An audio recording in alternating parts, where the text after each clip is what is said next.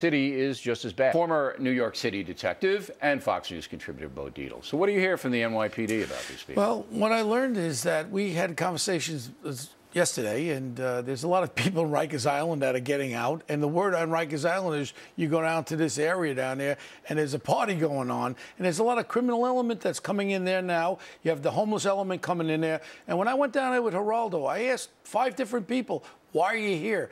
Everyone had a different idea why they were there. With that said, what's happening down there, it's like kind of a happening where they're able to do anything. They have a code of conduct down there, Bill, where you're not to report to the police if something gets stolen. You're not to report to the police if you're groped. And this is being dictated by the alleged leaders. What's happening down there, it's chaos. And what I get afraid about, and I think what's infiltrating down there, are these anarchists. What they do, these anarchists, what they do is they get in these crowds and they stir it up. Then they'll start throwing bottles at the cops. They'll start trying to assault the cops. And then we're going to have turmoil, and that's what they want. And that's what's going to happen. All right, so let's take it one by one. The anarchists is a problem in Denver as well. There's a split there between the peaceful protesters and the people who want violence. So Rikers Island is a city prison here in New York. All right, they let people out every day. Right. Okay. So a lot of these people, they don't have anywhere to go and they don't have a lot of money. So they whip down to this park in Lower Manhattan where all these people are because they know they'll get fed, correct? Right. They know they can get drugs, I guess. There's lots of drugs, right? Yeah. And they can just, as you said, it's a party down there for them.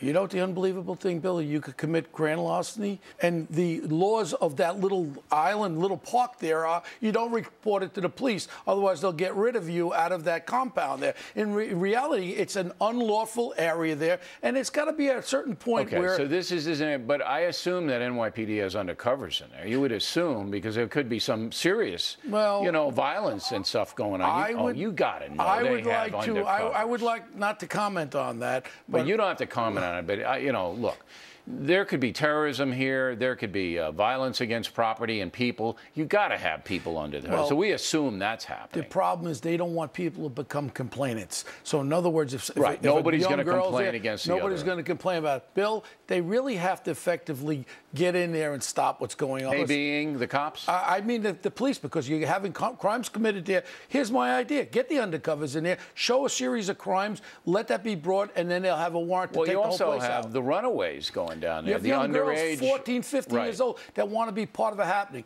I did an investigation on this group Fish. This is one of these with the hair gets all cloggitated, very long hair and all that. We did an investigation. These are the kind of kids. In other words, they're against everything. They're against what everything society's about. They're against. And there's a lot of these type of kids in there. They could become violent at any time. They're just waiting for the confusion to occur. Now, why don't the police just say enough and the mayors just say enough? You got to get out of here. You've been here for now more than a month. It's obviously unsanitary, right? I mean, there's rats all over the place. And, I agree. All right, so that's it. Your time is in. Why don't they just clear them out? Well, you want to know they don't want the violence to occur.